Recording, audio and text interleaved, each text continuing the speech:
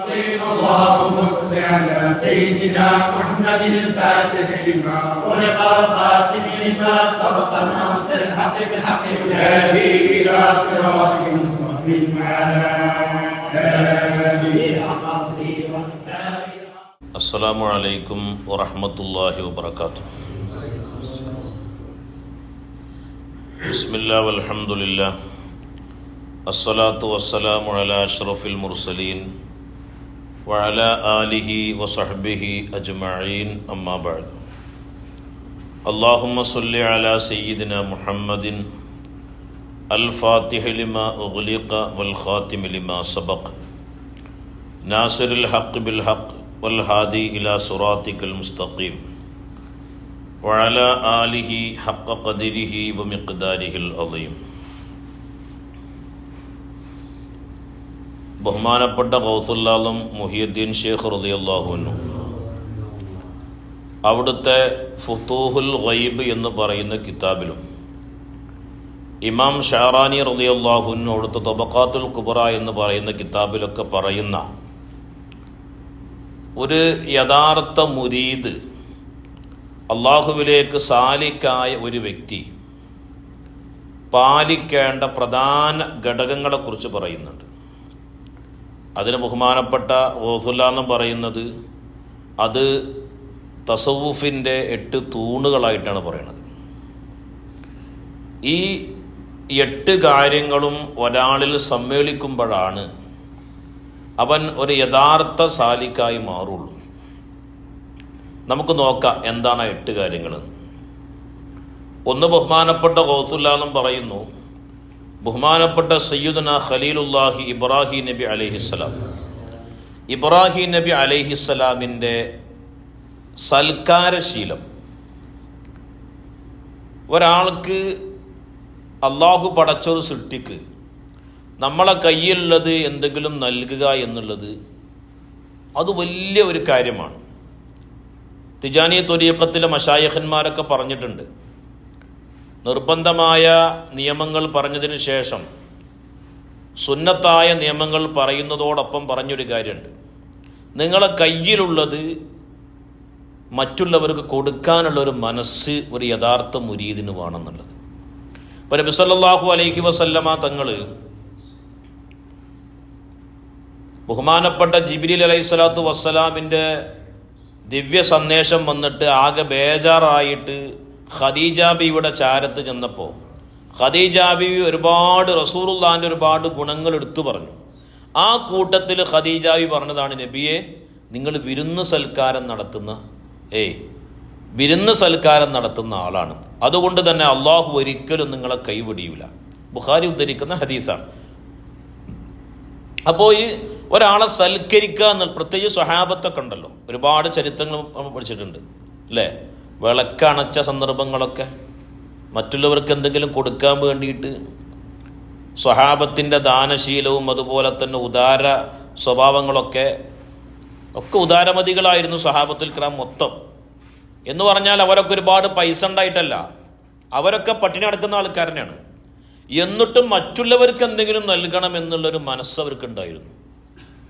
അപ്പോൾ ഒന്നാമത്തെ തൂണ് എന്ന് പറയുന്നത് സൽക്കാരശീലം. അത് ആർക്കുള്ളതായിരുന്നു? ബഹുമാനപ്പെട്ട സയ്യിദുന ഖലീലുല്ലാഹി ഇബ്രാഹിം നബി അലൈഹിസ്സലാം. ഇബ്രാഹിം നബി അലൈഹിസ്സലാം നല്ല സൽക്കാരശീലമുള്ള ആളായിരുന്നു. അത് മുസ്ലിം എന്നില്ല, ക്രൈസ്തവൻ എന്നില്ല, ജൂതൻ എന്നില്ല, ഏത് മതക്കാരനും ഒരുപോലെ സ്വീകരിച്ചു കൊണ്ടുപോയി സൽക്കരിക്കുന്ന ആളായിരുന്നു ആര്? ഇബ്രാഹിം നബി. അദ്ദേഹം സൽക്കാരത്തിന് വേണ്ടി പ്രത്യേകമായൊരു ടെൻറ്റ് അദ്ദേഹത്തിന് ഉണ്ടായിരുന്നു. ആർക്ക്? ഇബ്രാഹിം നബി അലൈഹി സ്വലാമിന്. അത് അള്ളാഹുവിൻ്റെ അടുത്ത് ഭയങ്കര കൂലുള്ള കാര്യമാണ്. അള്ളാഹു സുബ്ഹാനഹു വ തആല തൗഫീഖ് ചെയ്യട്ടെ. രണ്ടാമത്തത് ബഹുമാനപ്പെട്ട ഗൗസുൽ-ആലം പറയുന്നത് ഇസ്മായിൽ നബി അലൈഹി സ്വലാമിൻ്റെ അല്ലെങ്കിൽ ഇസ്ഹാഖ് നബിയുടെ സംതൃപ്തി. 2 അഭിപ്രായമുണ്ട്. ബഹുമാനപ്പെട്ട ഇബ്രാഹിം നബി അലൈഹി സ്വലാം മിനാ താഴ്വാരത്തേക്ക് അറുക്കാൻ കൊണ്ടുപോയത് ഇസ്ഹാഖ് നബിയെയാണോ അതല്ല ഇസ്മായിൽ നബിയാണോ എന്നുള്ള അഭിപ്രായ വ്യത്യാസമുണ്ട്. മനസ്സിലാണോ? ബഹുമാനപ്പെട്ട ഗൗസുൽ-ആലമിനെ പോലത്തെ ആൾക്കാരൊക്കെ പറഞ്ഞത് അത് ഇസ്ഹാഖ് നബിയാകാൻ സാധ്യത ഉണ്ടെന്നാണ്. എന്നാൽ ഭൂരിപക്ഷം ഉലമാക്കളും അത് ഇസ്മായിൽ നബിയാണെന്ന് പറയുന്നതാണ്. ഏതായിരുന്നാലും അതിൽ ആരായിരുന്നാലും അവരുടെ സംതൃപ്തി, അല്ലാഹു സുബ്ഹാനഹു വ തആല ഒരു കാര്യം പറഞ്ഞപ്പോൾ അത് സ്വമേധയാൽ ഏറ്റെടുക്കാനുള്ള ഒരു ഉറച്ച ഹിമ്മത്തുണ്ടായി. അല്ലാഹു തആല ഒരു വിഷയം പറഞ്ഞു, നിങ്ങൾ അറുക്കാൻ പോവുകയാണ്. അതിൽ മൂപ്പര് പൂർണ്ണ തൃപ്തനായിരുന്നു. എന്തായാലും കുഴപ്പമില്ല അല്ലേ? ഇബ്രാഹിം നബി അലൈഹി സ്വലാമിൻ്റെ മകൻ പറഞ്ഞില്ലേ, പ്രിയപ്പെട്ട ഉപ്പ, നിങ്ങൾ എന്തിനാണ് വിഷമിക്കണത്? അള്ളാഹുവിൻ്റെ തീരുമാനമല്ലേ, ഞാനത് സ്വമേധയാൽ ഞാൻ ഏറ്റെടുക്കുകയാണ്, ഞാൻ സംതൃപ്തനാണ് എന്ന് ആരോട് പറഞ്ഞു? ബഹുമാനപ്പെട്ട ഇബ്രാഹിം നബി അലൈഹി സ്വലാമിനോട് പറഞ്ഞു. അപ്പോൾ ഇസ്ഹാഖ് നബിയുടെ അല്ലെങ്കിൽ ഇസ്മായിൽ നബി അലൈഹി സ്വലാമിൻ്റെ സംതൃപ്തി, ഏത് കിട്ടിയാലും അതിൽ തൃപ്തനാകുന്ന ഒരു മനസ്സ്. സ്വഹാബത്ത് അങ്ങനെയായിരുന്നു. എല്ലാവർക്കും അല്ലാഹു തആല ഒരുപോലെ ഊരി വെച്ചിട്ടില്ല. സിദ്ദീഖ് തങ്ങളെ സാമ്പത്തികമായ രൂപം പോലെയല്ല ഉമർ തങ്ങൾക്ക് ഉണ്ടായിരുന്നത്, അതേപോലെയല്ല ഉസ്മാൻ തങ്ങൾക്ക് ഉണ്ടായിരുന്നത്. അതിലേറെയൊക്കെ മോശമായിരുന്നു ആര്? സാമ്പത്തിക വിഷയത്തിൽ ബഹുമാനപ്പെട്ട അലി റളിയല്ലാഹു അൻഹു. അങ്ങനെ എത്രയോ ആളുകൾ, ഏറ്റവും കൂടുതൽ ഹദീസ് റിപ്പോർട്ട് ചെയ്ത ആളാണ് ബഹുമാനപ്പെട്ട അബൂ ഹുറൈറ റളിയല്ലാഹു അൻഹു അല്ലേ? ഏറ്റവും കൂടുതൽ ഹദീസ് റിപ്പോർട്ട് ചെയ്ത ആളാണ്. അത്തരം ആര് പോലും റിപ്പോർട്ട് ചെയ്തിട്ടില്ല. സിദ്ദീഖ് തങ്ങളോ ഉമർ തങ്ങളോ ഉസ്മാൻ തങ്ങളോ അലിയാൻ തങ്ങളോ റിപ്പോർട്ട് ചെയ്തിട്ടില്ല. അതിനു വേണ്ടി മാത്രം റസൂലുള്ളാഹിന്റെ സന്നിധിയിൽ ഇരിക്കുന്ന ആളായിരുന്നു ആര്? അബൂ ഹുറൈറ തങ്ങൾ. ബഹുമാനപ്പെട്ടവർ ഒരിക്കൽ പറയണ്ടായി, ഞാൻ എനിക്ക് ഭക്ഷണം കിട്ടാതെ വിശന്നിട്ട് ഞാൻ റോഡ് സൈഡിൽ കിടക്കാണ്. അപ്പോൾ ആൾക്കാർ ഭ്രാന്തനാണ് എന്ന് മനസ്സിലാക്കിയിട്ട് എന്നെ ചവിട്ടിപ്പോയി. അപ്പോൾ അള്ളാഹു എന്താണോ നൽകുന്നത് അതിൽ പൂർണ്ണമായ സംതൃപ്തി ഉണ്ടാകുക, അതാണ് ഒരു മുരീദിന് രണ്ടാമതായിട്ട് വേണ്ടത്. മൂന്നാമത് ബഹുമാനപ്പെട്ട ഗൗസുൽ ആലം പറയുന്നു, സയ്യിദുന അയ്യൂബ് നബി അലൈഹിസ്സലാം. അയ്യൂബ് നബി അലൈഹിസ്സലാമിൻ്റെ മഹാക്ഷമ, ശക്തമായ ക്ഷമ. തൻ്റെ സമ്പത്ത് മുഴുവൻ നഷ്ടപ്പെട്ടു, തനിക്കുള്ളതെല്ലാം നഷ്ടപ്പെട്ടു, തന്നോട് ആരും മിണ്ടുന്നില്ല, തൻ്റെ പ്രിയപ്പെട്ട ഭാര്യമാരും എല്ലാം നഷ്ടപ്പെട്ട് വലിയ അസുഖം വന്നിട്ട് പോലും ബഹുമാനപ്പെട്ട സയ്യിദുന അയ്യൂബ് നബി അലൈഹിസ്സലാം അള്ളാഹുവിന് വേണ്ടി ക്ഷമിച്ചു. ആ ഒരു ക്ഷമാശീലം ഒരു യഥാർത്ഥ മുരീദിന് ഉണ്ടാവണമെന്ന് അള്ളാഹു സുബ്ഹാനഹു വ തആല തൗഫീഖ് ചെയ്യുമാറാവട്ടെ. അതുപോലെ തന്നെ ബഹുമാനപ്പെട്ട അയ്യൂബ് നബിൻ്റെ ഒരുപാട് മക്കൾ മരണപ്പെട്ടു. നമ്മൾ ജീവിക്കുന്ന കാലത്ത് നമ്മുടെ മക്കൾ മരണപ്പെടുക എന്നുള്ളത് അത് വലിയ ഒരു പ്രയാസമുള്ള കാര്യമാണ്. അയ്യൂബ് നബിൻ്റെ ഒരുപാട് മക്കൾക്ക് ചെറിയ പ്രായത്തിൽ അയ്യൂബ് നബിൻ്റെ മക്കൾ മരണപ്പെട്ടു എന്നാണ്. അതിലൊക്കെ ബഹുമാനപ്പെട്ടവർ എന്ത് ചെയ്തിട്ടുണ്ട്? ക്ഷമിച്ചിട്ടുണ്ട് ഇല്ലേ? സബറുൻ ജമീൽ എന്നാണ് പരിശുദ്ധമായ ഖുർആൻ പറയുന്നത്. എത്ര നല്ല ക്ഷമ എന്ന്. ആ ഒരു ക്ഷമ ഒരു യഥാർത്ഥ മുരീദിന് വേണം. അതാണ് മൂന്നാമത്തത്. ബഹുമാനപ്പെട്ട ഗൗസുൽ ആലം പറയുന്നു, നാലാമത്തത് ബഹുമാനപ്പെട്ട സയ്യിദുന സക്കരിയ നബി അലൈഹിസ്സലാം. സക്കരിയ നബി അലൈഹിസ്സലാമിൻ്റെ ഇറാദത്ത്, അതായത് അള്ളാഹു എന്താണോ ഉദ്ദേശിക്കുന്നത് അപ്പം മതി. അള്ളാഹു തആലാന്റെ ഉദ്ദേശത്തിൽ സ്വമേധയാൽ അതിൽ മൂപ്പര് തൃപ്തനാണ്. അള്ളാഹു തആല നമുക്ക് നൽകുന്ന ഓഫറുകൾ ഉണ്ടല്ലോ, ആ ഓഫറുകൾ സ്വീകരിച്ച ആളായിരുന്നു ആര്? ബഹുമാനപ്പെട്ട ആര്? സക്കരിയ നബി അലൈഹിസ്സലാം. കാരണം ഈസാ നബി അലൈഹിസ്സലാമിനെ വാപ്പയില്ലാതെ പ്രസവിക്കപ്പെട്ടതാണ് ആര്? സയ്യിദത്ത് മറിയം ബീവി റളിയല്ലാഹു അൻഹ. ആ ഒരു സംഭവം കേട്ടപ്പോൾ അതുവരെ ആർക്ക് കുട്ടികളില്ല? സക്കരിയ നബി കുട്ടികളില്ല, വയസ്സായിക്കണം. ഇപ്പം അത് ഏറും മോന്തി വെക്കണ സമയമാണ് എന്ന് വിചാരിച്ച് അപ്പം എന്ത് ചെയ്തു? അള്ളാഹിനോട് ചോദിച്ചു, അള്ളാഹു എനിക്കൊന്ന്. അപ്പം ആര് കൊടുത്തു? ബഹുമാനപ്പെട്ട സയ്യിദുന യഹ്യ നബി അലൈഹിസ്സലാം. അപ്പം അള്ളാഹു തആല ഉദ്ദേശിക്കുന്നത് വരെ കാത്തിരുന്നു. അവസരം വന്നപ്പോൾ എന്ത് ചെയ്തു? സക്കരിയ നബി അലൈഹി സ്വലാം അത് വിനിയോഗിച്ചു. അതുപോലെ ആയിരിക്കണം എന്ത്? ഒരു യഥാർത്ഥ മുരീദ് എന്ന്. അള്ളാഹു സുബ്ഹാനഹു വ തആല തൗഫീഖ് ചെയ്യുമാറാവട്ടെ. പിന്നെ ബഹുമാനപ്പെട്ട ഗൗസുൽ ആലം പറയാണ്, അഞ്ചാമത്തത് യഹ്യ നബി അലൈഹിസ്സലാം. യഹ്യ നബി അലൈഹിസ്സലാത്തു വസ്സലാമിൻ്റെ പിന്നെ ദേശാടനം, മലയാളത്തിൽ നമുക്ക് ദേശാടനം എന്ന് പറയാം. കാരണം സക്കരിയ നബി അലൈഹിസ്സലാമിനെ കൊല്ലപ്പെട്ട ആളാണ്. ബഹുമാനപ്പെട്ടവരെന്ത് ചെയ്തിട്ടുണ്ട്? ശത്രുക്കൾ കൊന്നതാണ്. ശത്രുക്കൾ എന്നല്ല, ആ രാജ്യത്തെ രാജാവാണ് അതിൻ്റെ മുന്നിലുണ്ടായിരുന്നത്. ആരെ? ബഹുമാനപ്പെട്ട സക്കരിയ നബി അലൈഹിസ്സലാമിൻ്റെ കൊലപാതകത്തിൻ്റെ പിന്നിൽ ശത്രുവായ രാജാവായിരുന്നു. മനസ്സിലാവുണ്ടോ? അതുകൊണ്ട് തന്നെ തന്നെയും കൊല്ലുമോ എന്ന് ഭയപ്പെട്ട യഹ്യ നബി അലൈഹിസ്സലാം അവിടുന്ന് നാട് വിട്ടു. യഹ്യാ നബി അലൈഹി സ്വലാം നാട് വിട്ടു എന്ന് മാത്രമല്ല, ഒരുപാട് പ്രയാസങ്ങൾ സഹിച്ച് അവസാനം ശത്രുക്കളാൽ ആരും കൊല്ലപ്പെട്ടു? സയ്യിദുന യഹ്യാ നബി അലൈഹിസ്സലാം. അപ്പോൾ ഒരു യഥാർത്ഥ മുരീദ് എന്ത് ചെയ്യണം? സഞ്ചാരം എന്ന് പറയുന്ന ഒരു വിഷയം എനിക്ക് വേണം. സീറോ ഫിൽ അർള്, നിങ്ങൾ എന്ത് ചെയ്യണം? ഭൂമിയിലൂടെ സഞ്ചരിക്കണം. ഒരുപാട് കാര്യങ്ങൾ പഠിക്കാണ്ട്, ഒരുപാട് കാര്യങ്ങൾ മനസ്സിലാക്കാണ്ട്. അപ്പോൾ ബഹുമാനപ്പെട്ട യഹ്യാ നബി അലൈഹി സ്വലാമിൻ്റെ ദേശാടനം അതാർക്ക് വേണം? ഒരു മുരീദിന് വേണം. കാരണം ഒരുപാട് കാര്യങ്ങൾ ക്ഷമ പഠിക്കാണ്ട്, ജനങ്ങളുടെ പ്രയാസങ്ങൾ കണ്ട് മനസ്സിലാക്കാനുണ്ട്. അള്ളാഹുവിൻ്റെ അപാരമായ അത്ഭുതങ്ങളുണ്ട്, ദൃഷ്ടാന്തങ്ങളുണ്ട്. അതൊക്കെ ഇതിലൂടെ എന്ത് ചെയ്യാണ്ട് കാണാനുണ്ട്. ശേഷം ബഹുമാനപ്പെട്ട ഗൗസുൽ പറയുന്നു, മൂസാ നബി അലൈഹിസ്സലാത്തു വസ്സലാമിൻ്റെ സൂഫിസം. ഇപ്പോൾ സൂഫിസം ഒരു ട്രെൻഡായി നിൽക്കുന്ന കാലമാണല്ലോ, അല്ലേ? പടച്ചറപ്പ് കാക്കട്ടെ. സൂഫിസം എന്ന് പറയുന്നത് നാവിലൂടെ അല്ല വേണ്ടത്. അള്ളാഹിൻ്റെ റസൂൽ സ്വല്ലല്ലാഹു അലൈഹി വസല്ലമ തങ്ങൾ പറഞ്ഞിട്ടുണ്ട്, കാലം അവസാനമാകുന്ന സമയത്ത് ആളുകളുടെ പ്രസംഗങ്ങൾ തൊണ്ടിയിൽ നിന്ന് ഇങ്ങോട്ട് പുറത്തേക്കാണ് വരിക, തൊണ്ടയിൽ നിന്നാണ് വരിക. പ്രസംഗം എവിടുന്നാണ് വരേണ്ടത്? ഹൃദയത്തിൽ നിന്നാണ്. ഹൃദയത്തിൽ നിന്നും ഹൃദയത്തിലേക്കാണ് ഈ പ്രസംഗങ്ങൾ ചെല്ലേണ്ടത്. തൊണ്ടയിൽ നിന്നും വരുന്നതിന് എന്തുണ്ടാവില്ല? താൽക്കാലിക നിലനിൽപ്പേ ഉണ്ടാവുള്ളൂ. ഒരാൾ സൂഫിയുടെ വേഷം ധരിച്ചു എന്ന് സൂഫിയാവോ?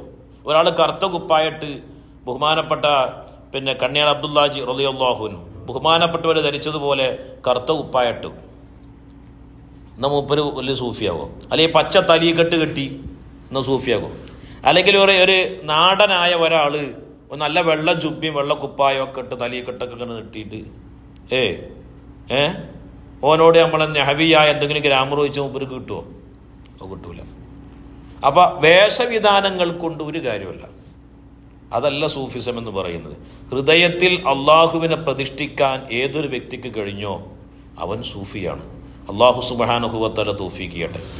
മാത്രമല്ല, ഇവിടെ ഒരു കാര്യം പറയാനുള്ളത്, മൂസാ നബി അലൈഹിസ്സലാമിൻ്റെ സൂഫിസം എന്ന് പറഞ്ഞാൽ 10 വർഷത്തോളം മൂസാ നബി അലൈഹിസ്സലാത്തു വസ്സലാം ആടിനെ മേച്ച് നടന്നിട്ടുണ്ട്. ആരാണ് ഈ ആളെന്ന് മനസ്സിലാക്കണം കേട്ടോ.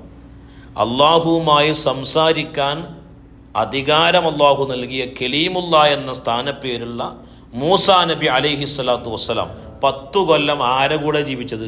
ആടുകളുടെ കൂടെയാണ്. ആടുകൾക്ക് മൂസാ നബിയോടും മൂസാ നബിക്ക് ആടുകളോടും വല്ലാത്ത സ്നേഹമായിരുന്നു. ഒരിക്കൽ പോലും അവരെ തല്ലാറില്ല, എന്തെങ്കിലും കാട്ടിയ ചീത്ത പറയാൽ പോലും ഇല്ല. കാരണം എന്താ? ഈ ആടുകളിലൂടെ വേണം ക്ഷമ പഠിയാൻ. ആടുകളിലൂടെ ഒരുപാട് കാര്യങ്ങൾ പഠിയാണ്. 10 കൊല്ലം ആടിനെ മേച്ച് നടന്നു ഒരു യഥാർത്ഥ സൂഫിയെ പോലെ, വെറും അള്ളാഹു എന്നുള്ള ചിന്തയിൽ മാത്രം. ആ സമയത്ത് അദ്ദേഹം ചെമ്മരിയാടിൻ്റെ വസ്ത്രം കൊണ്ടുണ്ടാക്കിയ വസ്ത്രം ധരിച്ചിട്ടാണ് ബഹുമാനപ്പെട്ട മൂസാ നബി അലൈഹി സ്വലാം ജീവിച്ചത് എന്നും കിതാബിൽ കാണാം. ആ ഒരു സൂഫിസം ഒരു യഥാർത്ഥ മുരീദിന് വേണം. അള്ളാഹു സുബ്ഹാനഹു വ തആല തൗഫീഖ് ചെയ്യുമാറാവട്ടെ. 7ാമത്തത് ബഹുമാനപ്പെട്ട ഈസാ നബി അലൈഹിസ്സലാമിൻ്റെ സഞ്ചാരം.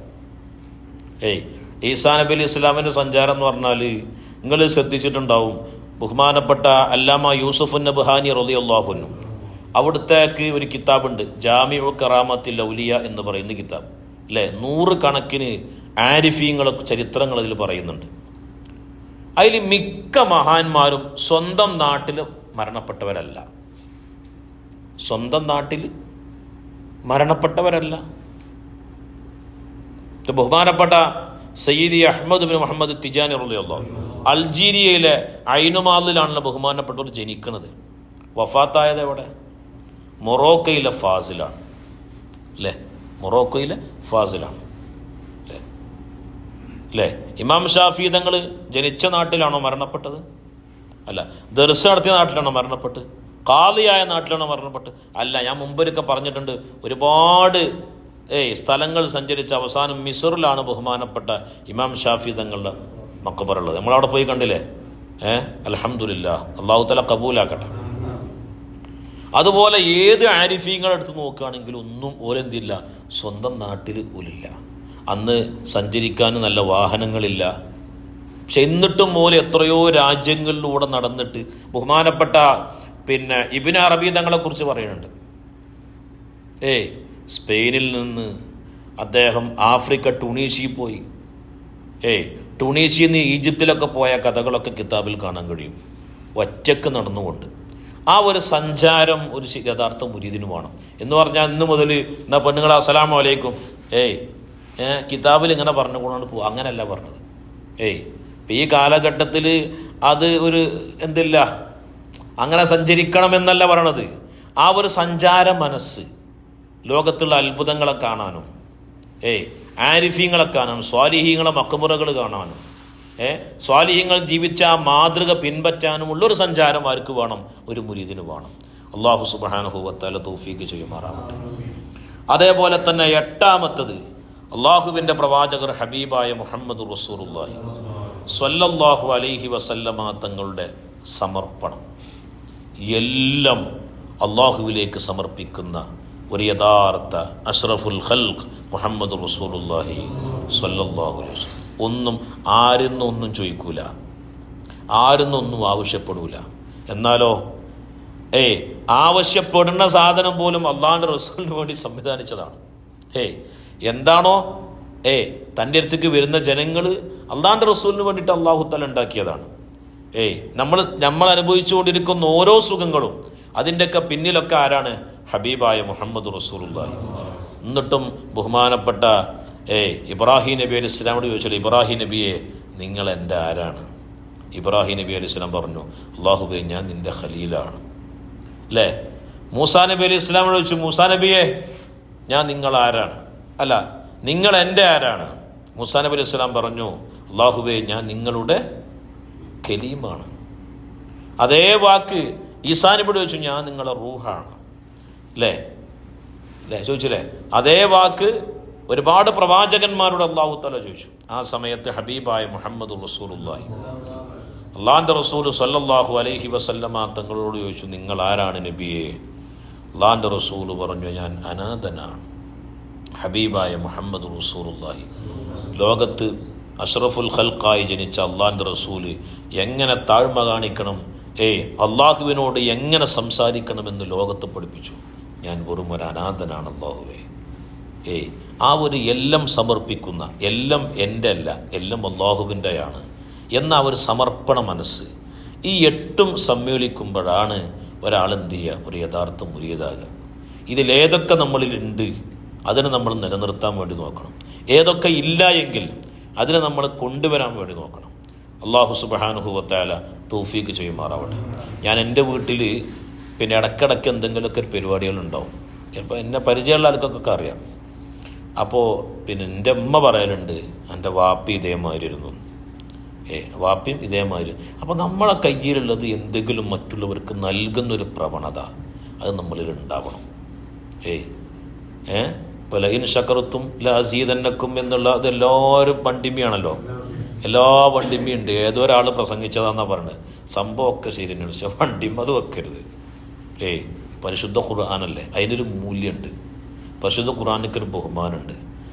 അത് ലൈൻ ശകർത്തും ലാസീദനക്കൊന്ന് വണ്ടി പൊട്ടിച്ചിട്ട് കള്ളാമുക്ക് എന്തെങ്കിലും ചെയ്തിട്ടൊന്നൊരു കാര്യമല്ല. അല്ലേ? വണ്ടിമ്മ പേര് ലൈൻ ശകർത്തും ലാസീദനക്കൊന്നുണ്ട്, എന്നാലോ ഒരു ശുക്റും അല്ലാഹു തആലാക്ക് വേണ്ടി. എന്നിട്ട് അതിൽ മുട്ടിൻ്റെ ഭയങ്കര പാട്ടൊക്കെ ഇട്ട് അല്ലെങ്കിൽ അതിൽ തൂണിയച്ചനം കാട്ടി നടന്നിട്ട് എന്താ കാര്യം? വണ്ടിമ്മ ഉണ്ടായിട്ട് കാര്യം ഹൃദയത്തിലാണ് എന്ത് ചെയ്യേണ്ടത്? അല്ലാഹു തആലാക്ക് ശുക്ർ ചെയ്യുന്ന ഒരു മനസ്സാണ് നമുക്ക് ആദ്യം വേണ്ടത്. അല്ലാതെ എഴുതി വെച്ചു എന്ന് വിചാരിച്ചിട്ടൊന്നും ഉണ്ടാവില്ല, അത് ഖൽബിലുണ്ടാവില്ല. മനസ്സിലാവുണ്ടോ? അപ്പോൾ ആ ഒരു അവസ്ഥയിലേക്ക് നമ്മൾ എന്ത് ചെയ്യണം? എല്ലാം അള്ളാഹുവിലേക്ക് സമർപ്പിക്കുന്നൊരവസ്ഥയിലേക്ക് ഒരാൾ എത്തുമ്പോൾ അല്ലാഹു തആല നമ്മളെ ഏറ്റെടുക്കുകയും അല്ലാഹു സുബ്ഹാനഹു വ തആല നമ്മൾ എന്താണ് ഉദ്ദേശിക്കുന്നത് അത് പൂർണ്ണമായും നമ്മിലേക്ക് തരാൻ അല്ലാഹു തആല തയ്യാറാവുകയും ചെയ്യും. ആ ഒരവസ്ഥ നമ്മളൊക്കെ ഉണ്ടാക്കിയെടുക്കുക. അല്ലാഹു സുബ്ഹാനഹു വ തആല തൗഫീഖ് ചെയ്യട്ടെ. റബ്ബനാ തഖബ്ബൽ മിന്നാ ഇന്നക അൻതസ് സമീഉൽ അലീം വതുബ് അലൈനാ ഇന്നക അൻതത് തവ്വാബുർ റഹീം. അസ്സലാമു അലൈക്കും വറഹ്മത്തുള്ളാഹി വബറകാതുഹു.